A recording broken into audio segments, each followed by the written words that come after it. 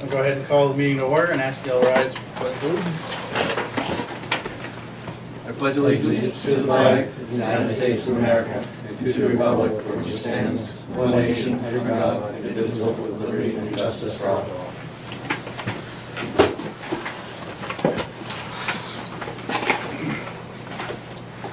I want to start off by congratulating Mary and Bob both on their recent election. Bob's back for another term, and Mary has joined us for the first of a 3-year term. So welcome, congratulations. I also just want to take a quick moment and thank Superintendent Thompson for her tireless work to get the power turned back on to our building. We were out until Sunday, and it was looking very likely that we were going to have to cancel school on Monday. And if Emily hadn't put in the time, rattled the cages that needed to be rattled, I'm confident that we wouldn't have had school again on Monday. So thank you for all your extra efforts. I'm sure you were also in the dark at home trying to do all that. So we all thank you. It was great to have the kids back to school and warm and be able to have a warm meal on Monday. So I'm not aware of any adjustments to the agenda. Any public comment? Quick comment. There was some discussion the other night, the selectmen's meeting, public meeting, about trying to find some kind of a generation system, whether it's a full-fledged one or just a small generator to keep the refrigerators cold and things like that. So I'm hoping that someone can talk to the Board of Selectmen and Town Administrator, see if we can coordinate this during this current budget year. The fire department lost their generator, and that's the town's designated shelter. So we have to have that for more reasons than one. So they're trying to work out if it's worth to repair that or to buy another one. But at the same time, some kind of generator here and for the town office as well, something we can work out. So keep that in the back of your minds that that should be looked at if we can afford it the coming year. Yeah, absolutely. I've had several conversations with board members and with Emily. But the Board of Selectmen were also discussing that, work something out with It's great the to town buildings. Can I make a comment to what he just said? Lincoln County EMA office acquired somewhere between 8 and 12 generators for the towns in Lincoln County. The only thing they had to do was go pick them up and bring them. And they're powerful enough to run 3-phase. Yeah. Well, one of the things is I hope that they check out is any grants, EMA money, whatever, that's available through the state, or there's going to be some funds available. Yeah, just as a preliminary today, I looked at the at FEMA basically, and from what I gather is that FEMA grants states, and so you have to go to the state emergency preparedness Right. group agency, and then not get the emergency grant, but the preparedness grant. Well, the other thought is that if it would help school-wise and otherwise is if this was somehow a town shelter as well, because there's a kitchen facilities here as well as a fire station. There's more room here. There are more showers, more bathrooms, so that may be a possibility to finagle a grant or There's things some kind of money. Things are going to protect too, like the freezer. Like we have to have that. We should have that freezer running to protect Right. food. So No, why I not agree. Branch out a little bit more and make it more of a shelter. And probably there was a lot of generators bought by different agencies and used for a week, and now they're all put in a pile someplace. So they may be available like too. surplus auctions. Yes. Yeah, it's a great idea. Just to put in your mind for the Conversation. next budget. Yeah, and the also the thing that goes along with that is the fuel, because it's easy to get generators, but if you were trying to get gas for your car, you realize that about 2/3 of the gas stations had no power, so you couldn't pump anything. I think Cumberland Farms in Brunswick was operating through most of it, but that was unusual. And so whether it's gasoline, diesel, or propane, you've got to take that into consideration and have, if it's propane particularly, you have to have a tank. I'm not going to bring 5-gallon or... Well, the fire station's natural gas piped in, so. Yeah, that would certainly work, but not, obviously not for schools. So. But the point was just to be thinking about it as a town. Absolutely. Yep, great idea. Thank you. Brings us to item 6.1, auditor's report. Well, the first thing I want to say is you're doing your fiduciary elected responsibility by meeting with the auditor for the school department. we can check that little box off, that you were good and you did that. We've already met with your finance committee, and I know they've generated a list of questions for us. So we'll try to answer them as we go along. And I'm probably being facetious when I say that, because they probably don't have any questions at all. At the end of the audit, we're required to give the entity a letter that we call a post-audit letter. And I'm just going to highlight it quickly, and if you want time to take it home and read it if you like. It says what we did in the first paragraph, and then under significant audit findings, what responsibility you guys took, and what responsibilities that we took. And also there's a little paragraph there, any difficulties encountered in performing the audit. And we had no difficulties dealing with the principal superintendent, Mrs. Donovan. We had no disagreements at all, and we did get a representation letter, I think Emily signed it, didn't she, Emily?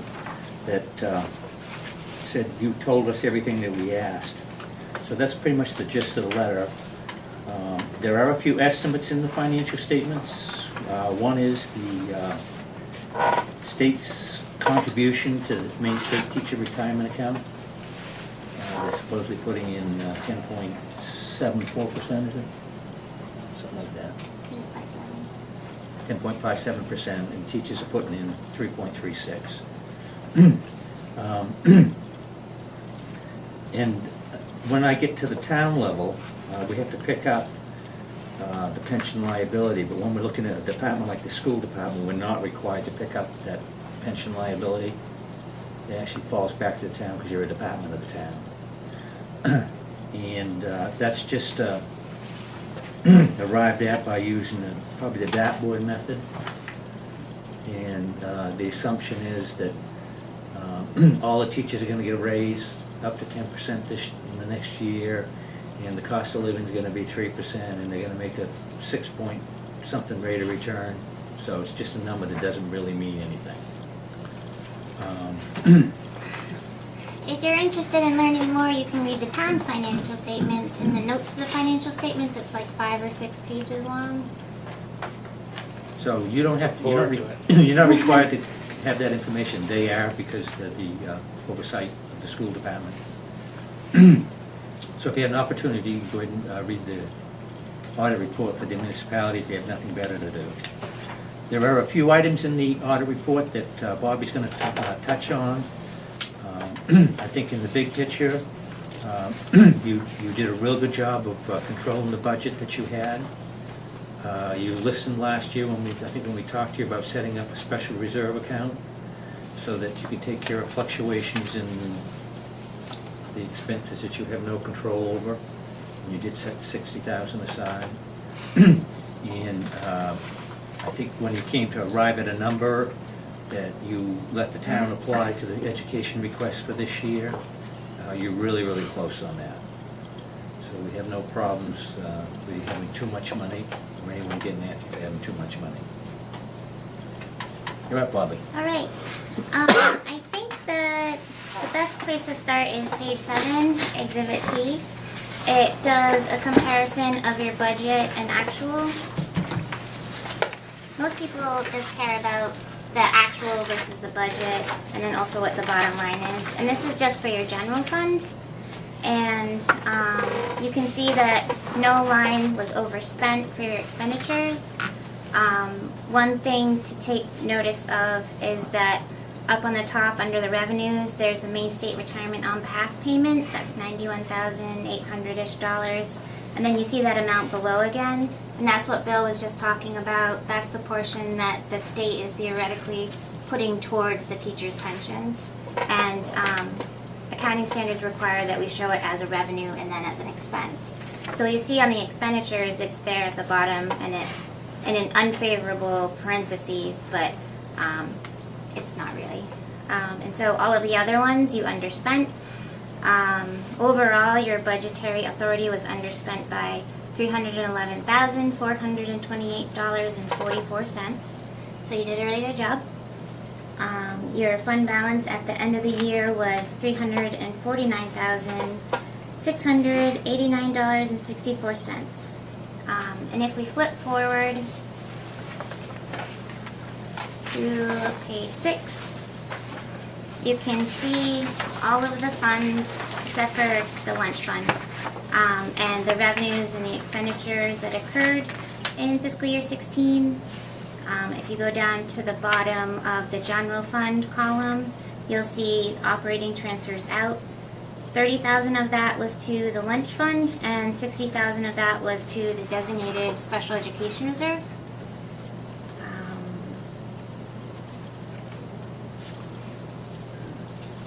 And the comparison totals there for last year, 2016 and 2017.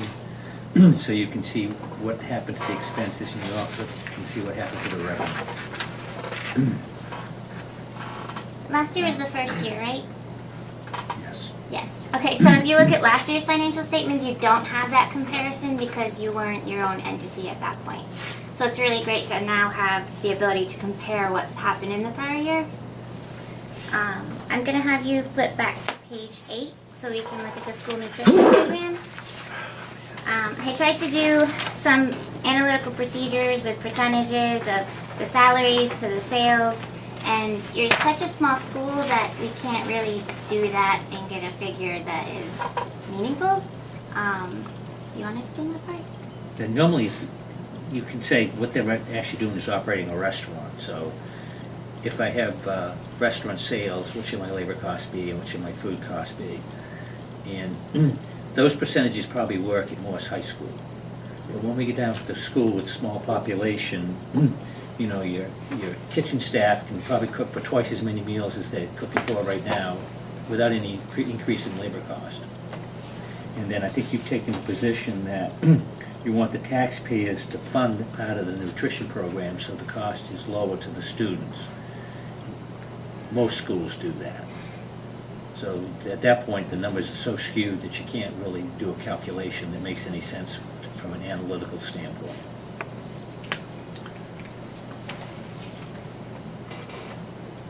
Yeah, so we can flip back to page 5. That gives us the balance sheet.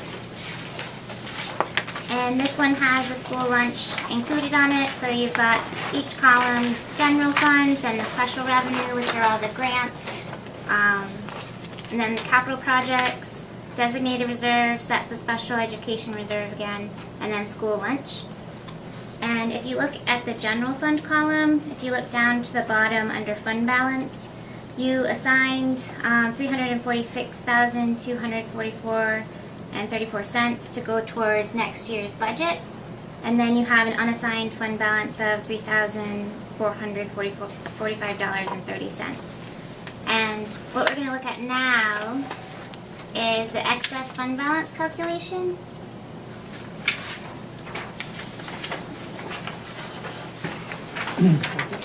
That, a few years ago, the state decided that school departments were keeping too much money, and they were taking advantage of the taxpayer by keeping too much money.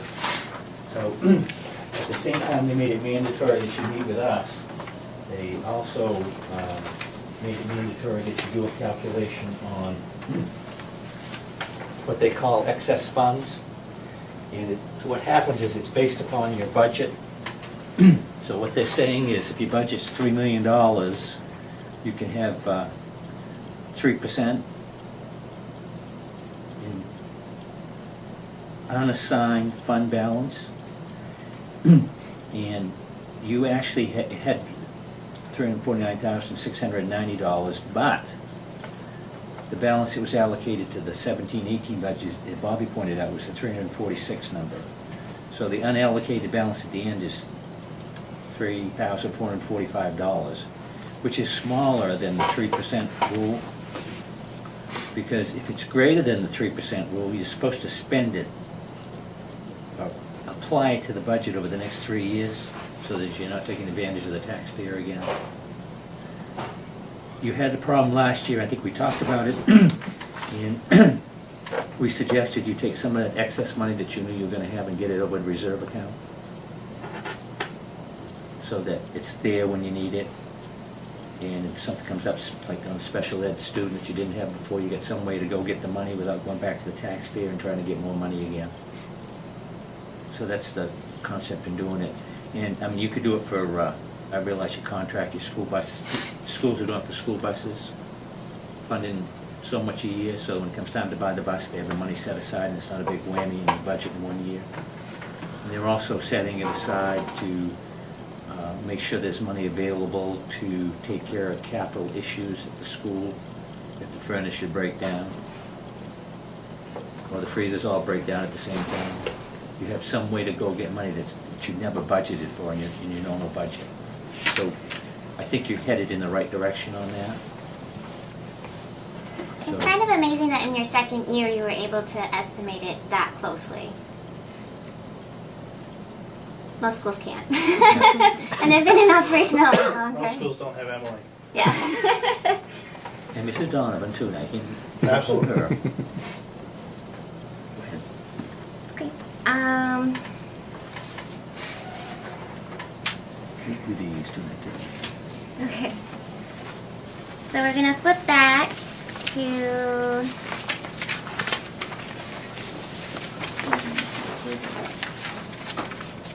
21. 21. At the top of 21, you'll see that a couple of those accounts, this is the student activity funds, and it's the activity that occurred over the last year.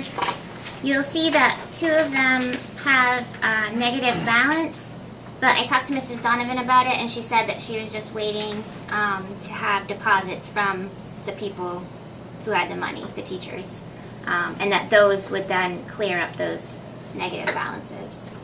And overall, it's in the positive, so it's good.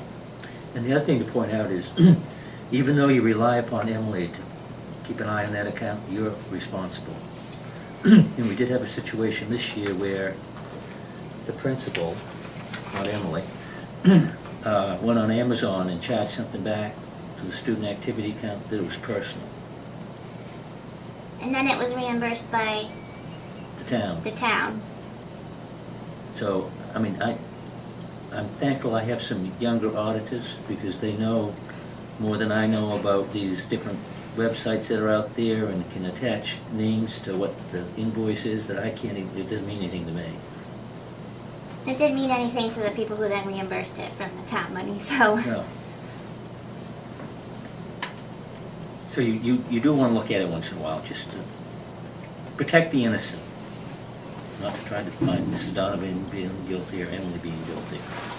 And don't be afraid to ask questions. Hey, we had another one where, where they buy $6,000 worth of coffee from W.B. Mason. Yes. Those kids must have drank an awful lot of coffee. Absolutely. And what was happening was the teachers were paying the student activity account back for the coffee supposedly being bought, but when you added the numbers up, the expense was greater than the revenue. So it's your job as a school board member to have oversight of that. And you can see how much money they run through. I mean, they Yeah. paid out $17,000, which is pretty good for 9 months, right? And the other thing that we had some experience with, or wasn't good, student activity account had a debit card, and in the summer months, student activity account's not paid attention to too much. So if you went out and said, did you reconcile it July? No, I'm gonna wait till I go back and, when school opens full-time and do well. Well, I think they had like 60 debit charges in a 5-week period of time, all over the world. And because it was a debit card, they had to submit a claim for each single transaction. They finally got their money back after about 60 days. So you have to be careful when you do have a debit card, and you have to pay more attention to the account to make sure nothing's happening. And the bank didn't pick up on it either, I'm surprised. Especially when you see 2 or 3 going through a day, and they know that normal is like 1 or 2 a month. And they were in like Italy. They weren't. Sometimes they would go to Canada for like a class trip, but like these charges were in Europe, so. Yeah. bank really should have caught it. And we're not saying this because we think that Emily and Mrs. Donovan are being inappropriate with the student activity funds. We're just saying so that you know that that's part of your job, is to ensure that there's oversight of those things. And the State Department of Education, probably 20 years ago now, called the auditors that were doing school accounts and said, what do you think about this, the principal's slush account? What are you talking about? Well, most schools have a student activity account. No one's doing anything on it, so they made it mandatory to be audited, just like your mandatory meeting with us. So they knew there was an issue out there, and they tried to, again, protect the innocent. And if you pay attention to news, you see quite a few cases where someone on some charity is taking money. And everyone's saying, like, how could I figure that out? Well, Bobby and I talked to the FBI on that case over at, in Camden, the Rusty Berry case. Well, if it never hits the books, you don't know it's there. And, you know, the bank shouldn't have let him deposit checks made out to the nonprofit into a personal account, so the bank was at fault too.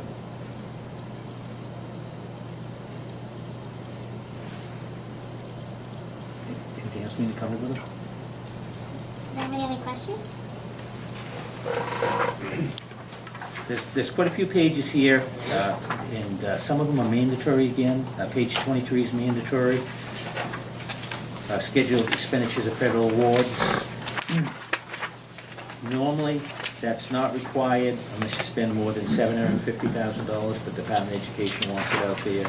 There's another schedule added to your audit report. And the last page, page 25, shows a numerical count on meals being served and the relationship between full price, reduced, and free. And again, the adults, the adult best breakfast program, and also the lunch program. So you can see participation is fairly equal between both years. Of course, this year will be down due to your loss of 5 days.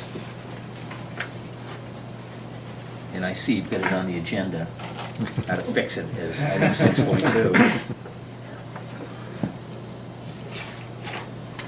Questions from the board? Questions from the public? Yeah, on the page 21, bottom it says, increase in expenses. How was that funded? What was that? How does that break down? Do you know?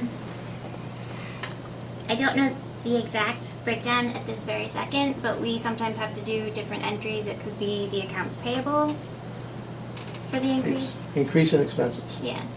This is a reconciliation between Right. what was uploaded to the NEO system to what the audited fund balance is. Okay.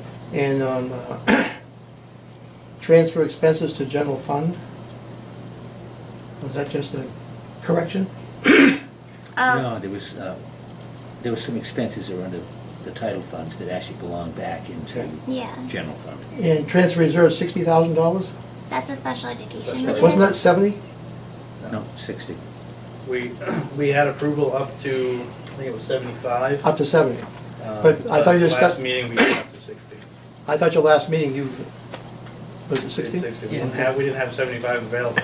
No, it was up to 70, then it had a few more thousand for the, okay? Yeah, they only had 3,500 left, so you're right. We didn't have quite enough to pull it off. Yeah, because we had also approved transferring some for a capital fund, and we chose not to because we didn't have funds available. Right. to do so. That would have made their unassigned fund balance negative. Yeah, this here is tying information electronically transmitted to the State Department of Education called the NEO financial system. And most of the things are items that weren't paid in cash or you hadn't received the money. So it wasn't in the report, they got transmitted up. And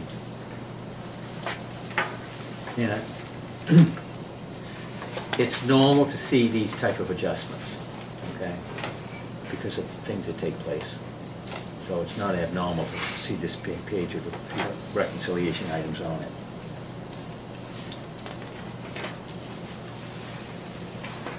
Last year, you gave us a list of 4 or 5 deficiencies, if you will. I noticed there's no list this year. Does that mean there were no findings? We didn't have to find anything. And I think, again, the employees that you oversee, whether it's Emily or Mrs. Donovan, have been very free about calling on the phone and resolving things as they come along, so that you're kind of in the loop of what's going on and you know Right. that it's being resolved. And you came out and spent some time with it too, didn't you? Yeah, and I think that the fortunate thing is that your school system department is just starting, and so Emily and Mrs. Donovan are very open to learning about how things are happening and even telling us some things. So we have an idea of how you operate in the best way for you to operate within the parameters that you have to. And just, it's been so easy because they're so open to learning and just having like open communication. It's been really easy. So there's no report card with a list attached of things you Yeah. have to improve on. And just so that you know, Emily, I dropped off some adjusting entries and I put them on Mrs. Donovan's her desk, so, yeah. Any other questions from the board, comments from the board? Anything else from the public? I think it's good to hear there is no deficiencies, that's good, very good. Yeah, they're really doing a good job. And yes, you can give the staff credit, but you also have to give the board credit for their oversight. I don't have to. Okay, don't.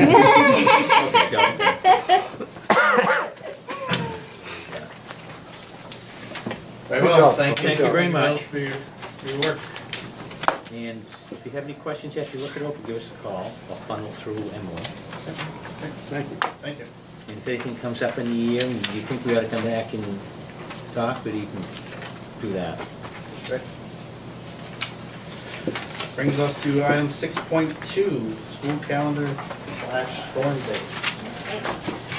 So we can anticipate that we'll have much more conversation around school closures and electricity and generators and emergency management over the next few meetings. The facility committee will be getting together to have some preliminary conversations as well. But today's meeting was just to address some time-sensitive things. And as we had children out for 5 days of school, we used all of our 5 storm days. Which is stressful when it's November and you need to think about how are you going to manage to make it through the school year without having any snow days. As the week went on, people would ask first the question, is there school tomorrow? And then the next question would be, how are you going to make all these days up? And I had to say, we need time to talk about it first, but that is certainly a priority. About halfway through the week, the State Department put out a priority notice, which I included in your packet, that says that the days that were missed because of the electrical outages are not just forgiven. There was some confusion when it's a state of emergency. There was an assumption that the days don't have to be made up, but they only do not have to be made up if the governor declares that when he declares it a state of emergency, and that did not happen. So there is a process where in the spring, after we know what the snow day situation looked like, that we can apply for a waiver to potentially have some of these days forgiven. But you can only apply for a waiver if you show that you have put forth some effort into coming up with some creative ways to make up some days, adding some days back to your calendar. So how can you make days up in your calendar? You can go to school on Saturdays. You can add an hour to your school day, and if you do that 5 times, then 5 hours make a school day. You can look at your approved calendar, and if you have an early release day, you can add hours onto that in hour increments and apply those additional hours to 5 hours to make up the school day. You could change a professional development day to a student day, but you still have to make up your professional development day because you have to have a certain number of those as well. There have to be 180 days within your school calendar, 175 have to be student days, so that means we have 5 days that are professional development days that have to be made up. So I gave you sort of the frequently asked question list of how you can think about making up school time. the faculty and I looked at our school calendar and said, so how can we do this in a way that is creative in terms of thinking about least impact for parents, for kids, but also is the best benefit for teaching and learning.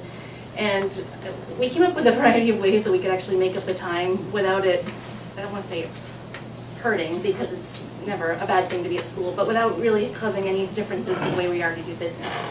For example, if adding an hour to a school day, up to 5 hours creates a school day, we have 2 celebrations of learning that are already after school. That's already 2 hours that we're here. Let's look at the time we're already at school and think about how can we apply some of those times.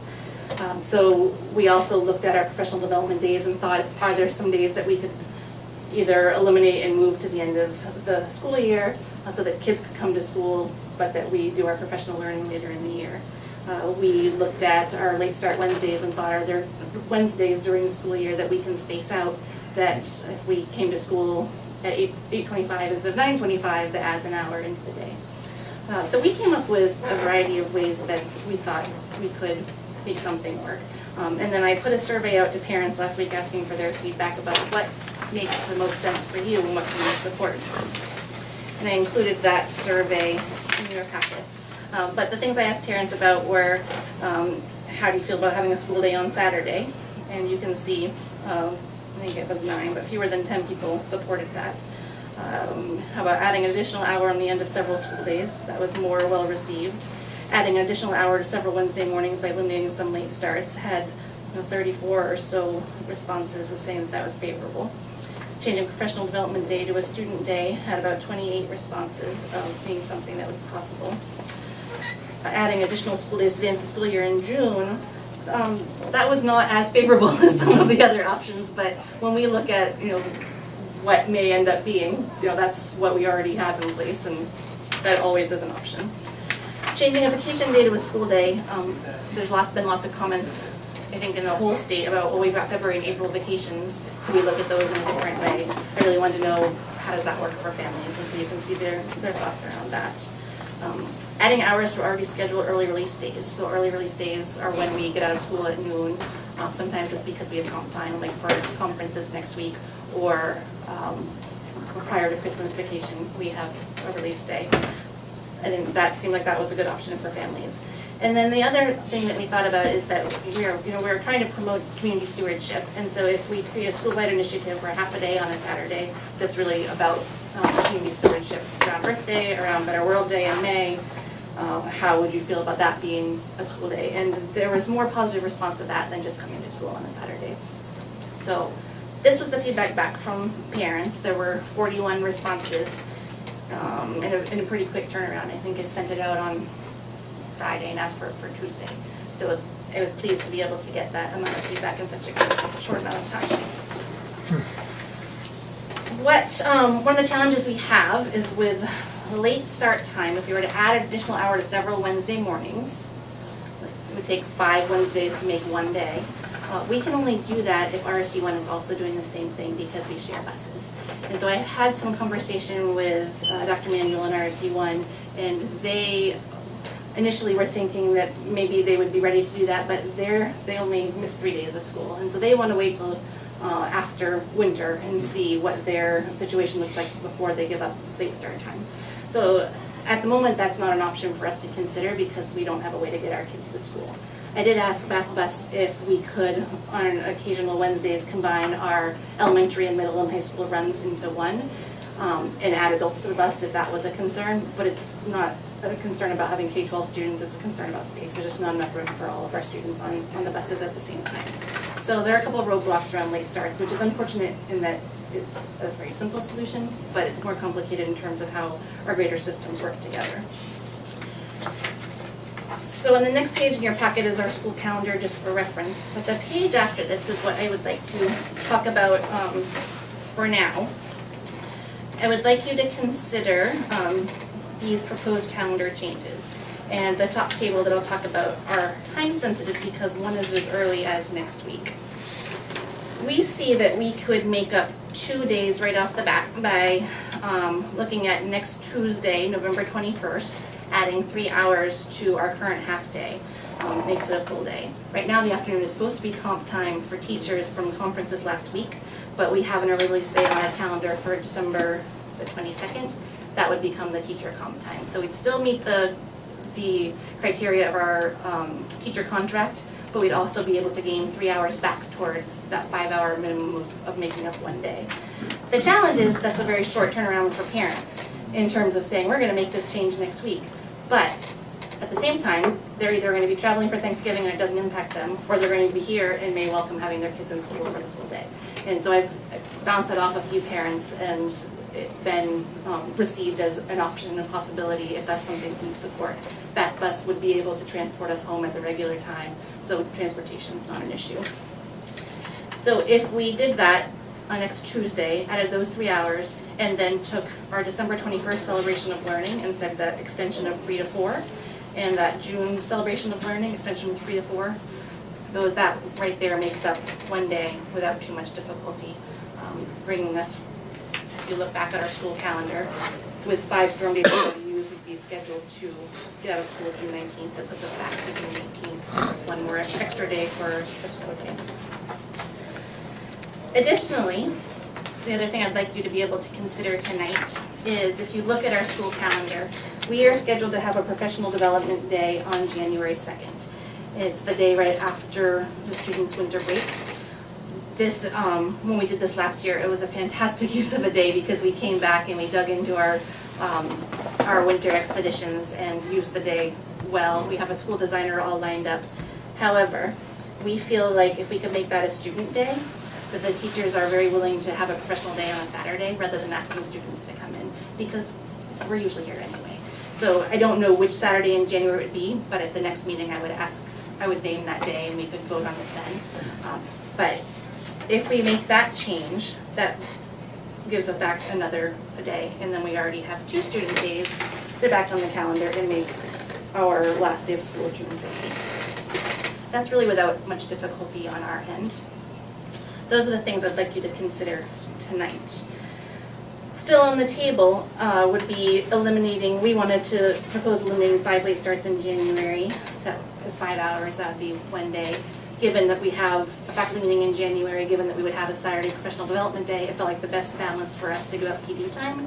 But we can only do that if RSU1 does that, so we have to wait to see what they're going to decide to do. It does sound like, after talking to Dr. Manuel again today, that they're going to hold off on that. So late starts sort of are off the table for the moment. And the other piece that we would take a look at as after we sort of know how the winter progresses is that Saturday stewardship concept of adding a half day in that would count towards a full day, but would also promote our mission of supporting community stewardship. It would support some of our spring expeditions. It would also be a school day. And then we actually have a few other options that we can consider also as the year progresses if we need to. But I wanted to bring these 2 days at the top table to the board tonight so that if you chose to take action, you have that opportunity to do so. It's just we tackle these one at a time and talk about the first day, the 3 hours in November, the 1 hour in December, and the 1 hour in June first. And then we can move on to the second one if the board agrees with that approach. And it's fine with me. Alright, so what are our thoughts on option 1 for the 1 day back by having a full day on November 21st and then adding the 2 hours that the students are here already anyway and counting that towards the school day? If we for some reason don't need to make up as many as we thought, we can change the June one, correct? Yeah, I mean, well, no, we wouldn't be able to, because we'd still need that hour. Has to be a Okay. total of 5 hours, Okay. so. Well, the students are But the gonna students be are here here anyway. anyway, no matter what. Yeah. So we're just So does this approving mean that parents we'll wouldn't have use to it sign as an actual supposed to school keep day. their kids here an extra hour? It would be the same, would be the school day. Yeah. Any concerns on the short turnaround of next week? I think most parents will be happy with it. Yeah. And if the student's traveling, that's an excused absence anyway, right? In this case, it would be, because we're changing the published calendar.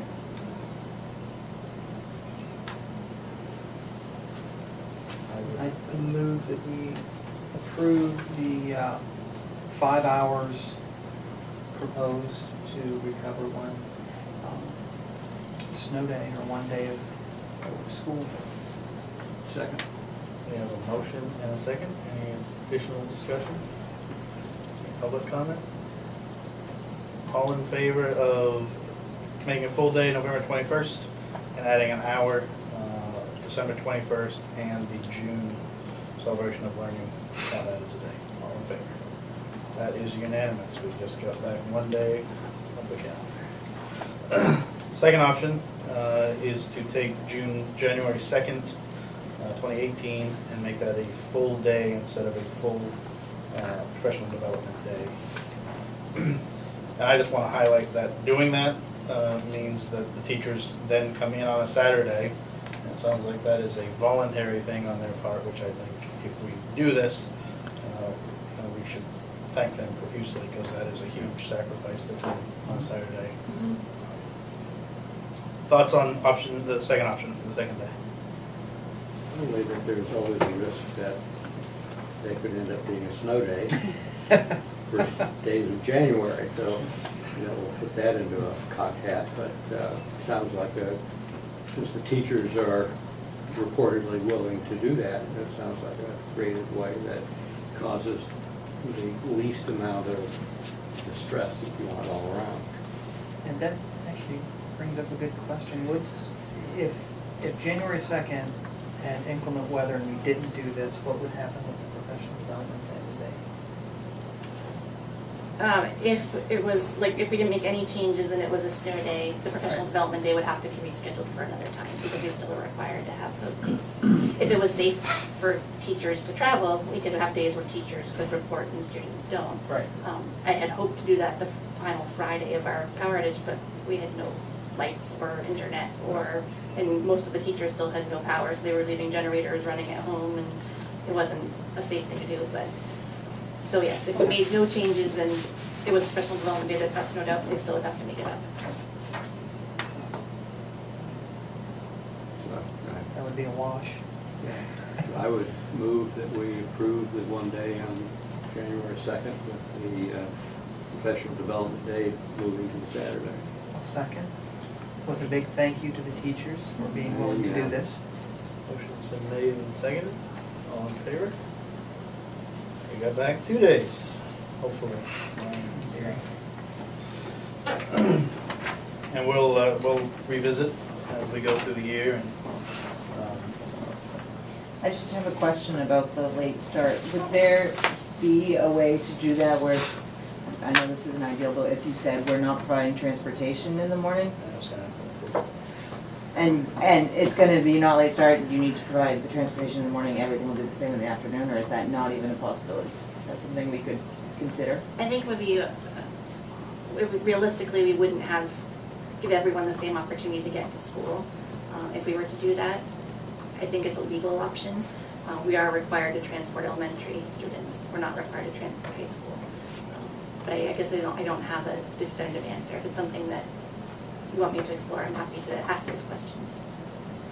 I tried to come up with other ways of using Alternate sub-bus drivers transportation. and using the substitute buses we have, but didn't really come up with anything that was feasible. So is RSU1 planning on anything to make up, you said they only lost 3 days? Right, they're going to, according to the last conversation I had, they're going to look at their January professional development day also, which is a different day than ours, but making that a student day. And then just sort of wait to see what happens. They're in a better situation than we are in. Yeah. And, I mean, if they gained 1 day, then they may have enough snow days, because everyone likes to have at least one extra day. I'm happy to ask those questions and see what, our legal obligations are. It's hard to feel like we don't have an option around. Well, I have a Suburban, I can drive some schools.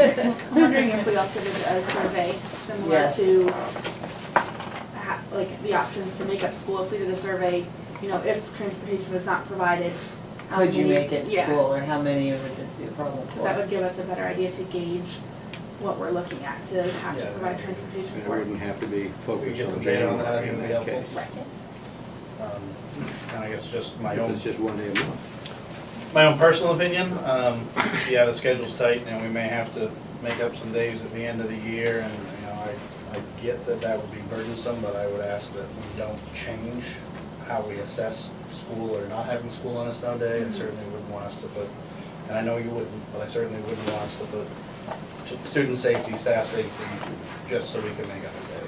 Yeah, we'll get creative and find a solution. We don't want safety to be compromised.